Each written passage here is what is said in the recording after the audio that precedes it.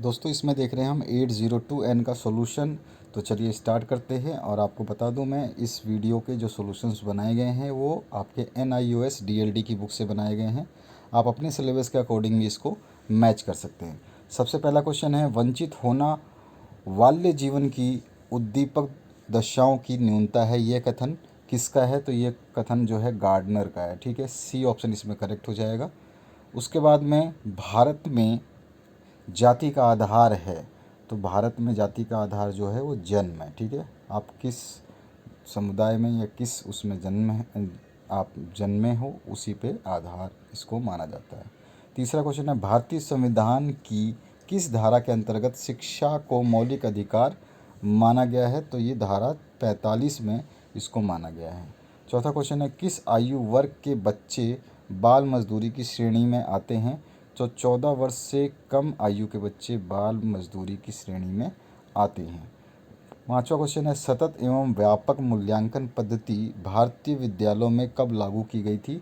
तो सन 2009 में इसको लागू किया गया था।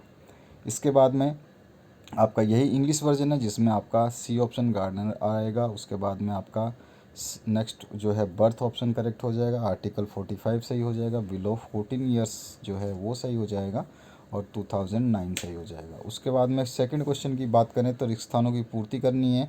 ऑप्शंस दिए गए हैं आपको। राष्ट्रीय शिक्षा परिषद अधिनियम संसद द्वारा सन 1993 में पास किया गया था या पारित किया गया था। संविधान के खालिस्तान अनुच्छेद के द्वारा अस्पृश्यता प्रथा को समाप्त किया गया, तो अनुच्छेद 17 के द्वारा इसको समाप्त किया गया था। राष्ट्रीय शिक्षा आयोग का गठन खालिस्तान में किया गया, तो राष्ट्रीय शिक्षा सन 1964 में गठित हुआ था। उसके बाद में चौथा क्वेश्चन है, प्रथम खेतीहर श्रम जांच समिति की स्थापना सन 1955 से 57 में की गई थी। और पांचवा क्वेश्चन है, शिक्षकों के सामाजिक स्तर को ऊपर उठाने की योजना खालिस्तान की शिक्षा नीति में की गई, तो ये राष्ट्रीय शिक्षा नीति सन 1986 के अंतर्गत की गई थी। ठीक है, तो ये सारे ऑप्शंस थे इसके।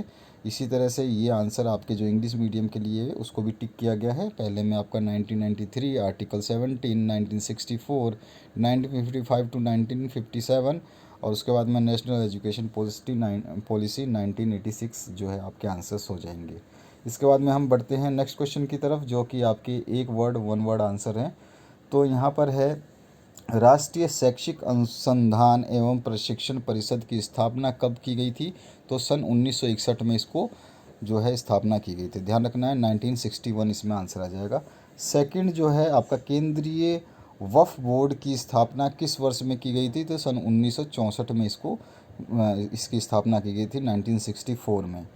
तीसरा क्वेश्चन है, RTE एक्ट 2009 के तहत शिक्षकों के लिए प्रति सप्ताह न्यूनतम कितने कार्य के घंटे निर्धारित किए गए थे? तो प्रति सप्ताह में 45 घंटे उनको कार्य करना था 2009 के एक्ट के अंदर।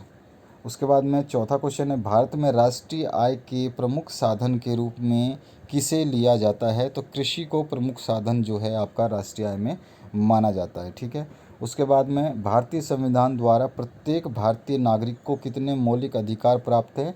तो 6 मौलिक अधिकार प्राप्त हैं। पहले काफ़ी ज़्यादा थे जिनको धीरे धीरे कम कर दिया गया, अब हमारे पास 6 मौलिक अधिकार जो हैं वो बचे हुए हैं।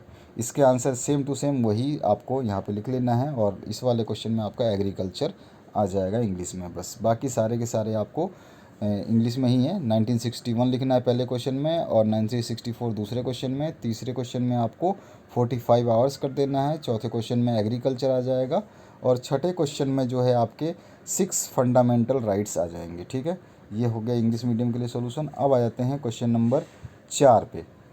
क्वेश्चन नंबर 4 पूछा है, वंचित वर्ग से क्या आशय है?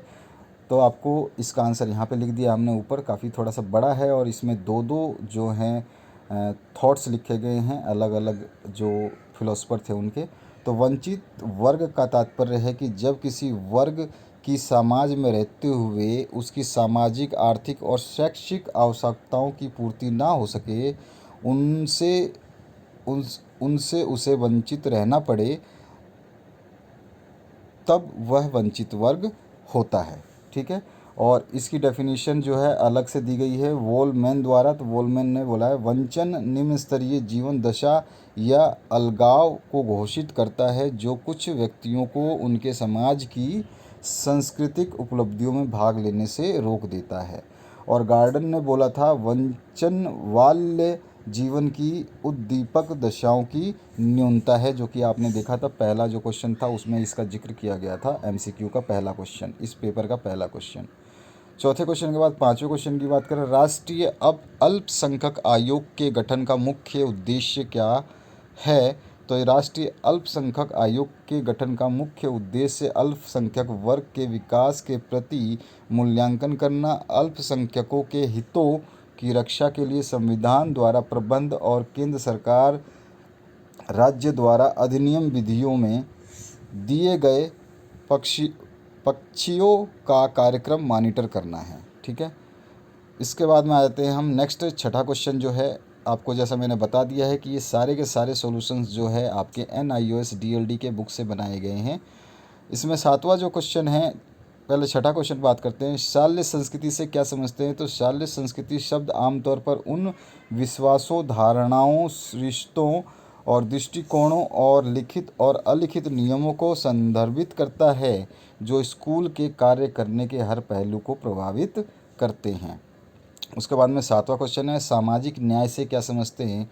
तो सामाजिक न्याय से आज से ऐसे न्यायपूर्ण समाज की स्थापना से है जिसमें सामाजिक आर्थिक विषमताएं न्यूनतम हो, समाज समावेशी हो और संसाधनों का वितरण सर्वमान्य स्वीकृति के आधार पर हो, यानी जो सब मान्य उसके आधार पे हो।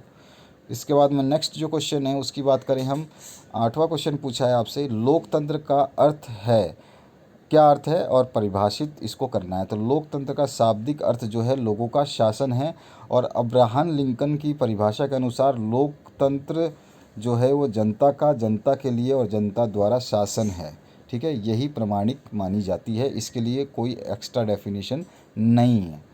उसके बाद में नौवां जो है आपका क्वेश्चन, इसमें उदारीकरण शिक्षा से क्या समझते हैं। तो उदारीकरण शिक्षा का मुख्य उद्देश्य शिक्षा संस्थाओं की स्थापना, संचालन एवं शैक्षिक कार्यक्रमों के नियोजन, क्रियान्वयन तथा पर्यवेक्षण में उदार दृष्टिकोण अपनाकर उन्हें परंपरागत रूढ़िवादी दृष्टिकोण से मुक्त करना एवं सभी वर्गों को गुणात्मक शिक्षा प्रदान करना है।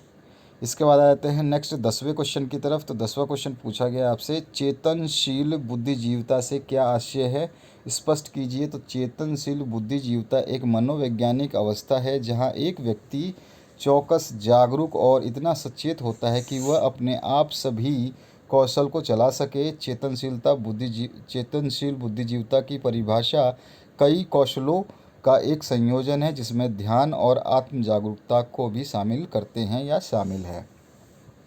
ये था आपके 10 क्वेश्चन के आंसर। अब 11वां क्वेश्चन, जो स्टूडेंट इस क्वेश्चन पेपर को देख रहे हैं उनके लिए क्वेश्चंस बता दूं आगे के और कौन कौन से क्वेश्चंस आए हुए हैं। जैसा मैंने बताया कि मैं अभी आउट ऑफ स्टेशन हूं, तो सारे क्वेश्चंस के आंसर्स मैं आपको अभी नहीं दे पाऊँगा, और जितने आंसर्स आपके जो आपने मांगे थे MCQs प्लस 1 नंबर और 2 नंबर के क्वेश्चंस के, वो सारे मैंने पेपर्स के प्रोवाइड कर दिए हैं और मैक्सिमम सॉल्व कर दिए हैं आपके, और जो बाकी बचे हुए हैं वो भी आपके अपलोड किए जाएंगे। सभी की लिंक इसी वीडियो के डिस्क्रिप्शन बॉक्स में MP DLD BST exam papers के नाम से जो पहली प्लेलिस्ट है उसी में आपको सब कुछ मिल जाएगा। पहली प्लेलिस्ट डिस्क्रिप्शन बॉक्स में डाली गई है, उसी को आपको खोलना है, उसी पर क्लिक करना है, ऑटोमेटिक सारे आंसर्स आपके सामने होंगे।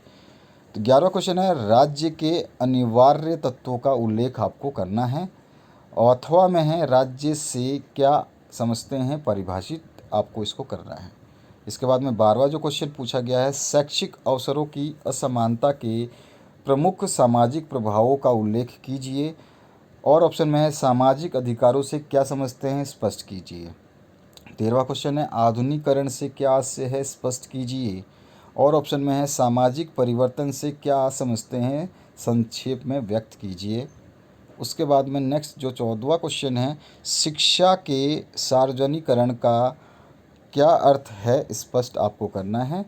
अथवा में है, समान पड़ोसशाला से क्या समझते हैं, स्पष्ट कीजिए। उसके बाद में बालिका शिक्षा से क्या समझते हैं, बालिका शिक्षा की प्रमुख चुनौतियों को प्रतिपादित कीजिए। और ऑप्शन में 15वें क्वेश्चन के आया हुआ है, प्रारंभिक शिक्षा से क्या आशय है, प्रारंभिक शिक्षा की मुख्य आवश्यकताओं का उल्लेख कीजिए। उसके बाद में आते हैं हम नेक्स्ट क्वेश्चन पे, जो कि 16वां क्वेश्चन है, वैश्वीकरण से क्या समझते हैं। ये क्वेश्चन अभी अभी मैंने जो दूसरा 9th क्लास का था पेपर, शायद उसमें ये क्वेश्चन बिल्कुल पूछा गया था, उसमें मैं इसका आंसर भी दे चुका हूँ। सॉरी 9th का नहीं, ये आपका कोड नंबर 9 शायद 909 था शायद, उसमें ये चेक कर लेना अगर आपको चेक करना हो, अदरवाइज़ आपको बुक से भी आंसर मिल जाएगा। बहुत ही आसान है वैश्वीकरण। वैश्वीकरण के प्रमुख उद्देश्यों का वर्णन आपको करना है। और ऑप्शन में है, लोकतंत्र के लिए शिक्षा के प्रमुख उद्देश्यों का उल्लेख करना है। 17वां क्वेश्चन जो है इसमें पूछा गया आपसे, शिक्षा के अवसरों की समानता का अर्थ क्या है ये बताना है, और शैक्षिक अवसरों के महत्व को प्रतिपादित करना है। और ऑप्शन में है, शिक्षा के निजीकरण से क्या तात्पर्य है, निजीकरण के प्रमुख कारकों का उल्लेख आपको करना है। 18वां जो क्वेश्चन है इसमें पूछा गया, विद्यालय से क्या समझते हैं, विद्यालय की प्रमुख विशेषताओं का उल्लेख कीजिए। और ऑप्शन में है, कस्तूरबा गांधी बालिका विद्यालय योजना से क्या समझते हैं, इस योजना के प्रमुख उद्देश्यों का उल्लेख कीजिए। ये कस्तूरबा गांधी जो है गांधी परिवार की जो थी सदस्य, उन्होंने ये जो है योजना चलाई थी और स्पेशली ये लड़कियों के लिए चलाई गई थी। 19वां क्वेश्चन है, शिक्षा सामाजिक परिवर्तन का अनुसरण करती है, इस कथन की व्याख्या आपको करनी है। और ऑप्शन में है, संस्कृति का आशय क्या है और इसके प्रमुख आयामों का वर्णन आपको करना है। अब नेक्स्ट क्वेश्चन की बात करें, इसमें आपका है जो नेक्स्ट क्वेश्चन, गुणवत्तापूर्ण शिक्षा से आप क्या समझते हैं, इसके प्रमुख आयामों का वर्णन कीजिए। और ऑप्शन में है, सामाजिक विषमताओं से क्या समझते हैं, सामाजिक विषमताओं को दूर करने के प्रमुख उपायों का वर्णन कीजिए। 21वां क्वेश्चन है, शिक्षण अधिगम परिस्थितियों में शिक्षक की भूमिका एवं महत्व का वर्णन कीजिए। इसके बाद में नेक्स्ट क्वेश्चन जो है आपका और पार्ट में वो पूछा गया है, सामाजिक बदलावकर्ता के रूप में शिक्षक की भूमिका एवं प्रमुख कार्यों का वर्णन कीजिए। तो ये था पूरा का पूरा क्वेश्चन पेपर अगस्त का 2021 का, और इसके जो छोटे क्वेश्चन थे उसके आंसर्स मैंने आपको बता दिए। जैसा कि मैंने बताया, अभी आउट ऑफ स्टेशन था इसलिए मैं इसको पूरा सॉल्व नहीं कर पाया। अब आने वाले समय में जो आपके एग्ज़ाम होंगे उनको हम और कोशिश करेंगे उनको सॉल्व करने की। तो बने रहिए इस चैनल पे, और अपने दोस्तों के साथ भी शेयर कर सकते हैं अगर उनको इसकी आवश्यकता है तो। और आपको अगर ऐसा कोई भी लगता है कि कोई पेपर ऐसा रह गया है जो अवेलेबल नहीं है यहाँ पर, तो आप उसको प्लेलिस्ट में ज़रूर देखिए, वहाँ पे आपको मिल जाएगा। Thank you very much for watching this video.